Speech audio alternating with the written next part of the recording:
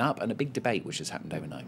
I am indeed. That's what I'm starting with anyway. Now, there's one big question that the papers in the US are asking, which is the Tea Party winning in this South Carolina primary? Now, there's a piece in today's Guardian by one of their American journalists which argues effectively that whoever wins the Republican nomination, it's the Tea Party overall that has won.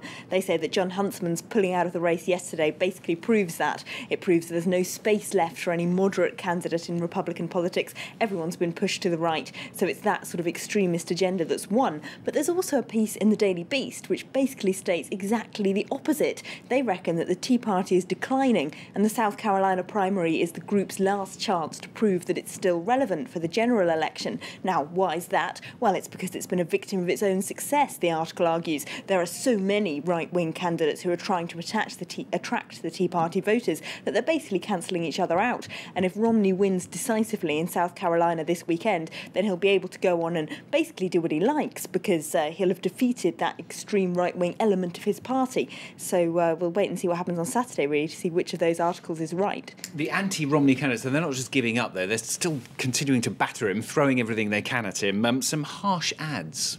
Yeah, the New York Times is having a look today at some of those extremely harsh attack ads being broadcast on South Carolina television this weekend. Now, they've been allowed, of course, because of a recent Supreme Court ruling, which means that super PACs, support groups that promote one candidate or another, now aren't subject to any spending limits on what they spend on campaign advertising, unlike the candidates themselves, of course, who have legal limits. So according to the New York Times, 30 seconds on South Carolina TV this week costs $5,000 and up to $8 million has been spent just by the beginning of December.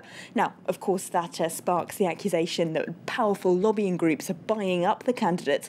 Have a look at this article in the Huffington Post, which is a pretty impassioned plea for the US to reform its campaign finance. Now, the headline is "Occupy the Dream, the Mathematics of Racism." Now, what has campaign finance spending exactly got to do with racism?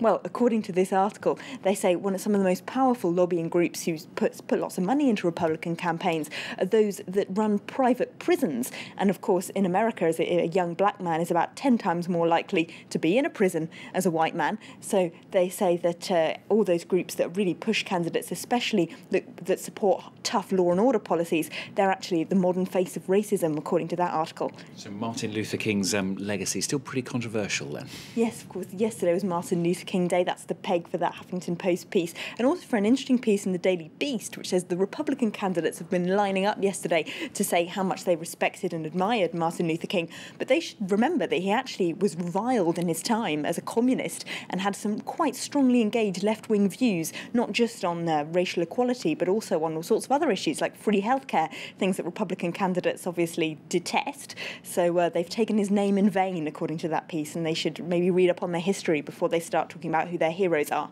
And another anniversary, this is one that's occupying the British press, in fact, is the Queen's Diamond Jubilee, more precisely, how to celebrate it. Yes, and the proposal to buy her a yacht, which is on all the front pages of the British papers today. According to the Guardian's front page, the Prime Minister backs it. He thinks it's a good idea. Now, they do point out that David Cameron's office have said that the money would come from private contributions and not from the public purse. But the paper says there would obviously be some kind of public cost, even if it was only for the maintenance of the yacht. They're absolutely furious at this suggestion, as you might imagine. Have a look at their editorial, which is called "Get on Your Yacht, Michael Gove." They say he should remember that offhand suggestions like that mark people's political career forever. So Michael Gove, Education Secretary, who came up with this, might be followed around by it forevermore. They call it Marie Antoinette politics, and so it's going to be a very unpopular suggestion in these times of austerity, rather. And maybe we should buy her something else. I don't know what you would buy the Queen, Stuart, but something a little smaller, perhaps a mug. The Guardian suggests something rather cheaper. They suggest a diamond, and the cheapest they could find was a £15 toe ring from Argos. Maybe we should get her that instead, they say. Right, Elena, fantastic stuff. Elena there with the international papers hit on France 24. Still to come then, a tight squeeze for China as the city dwellers outstrip their country cousins for the first time ever. That comes up in the business news after the break.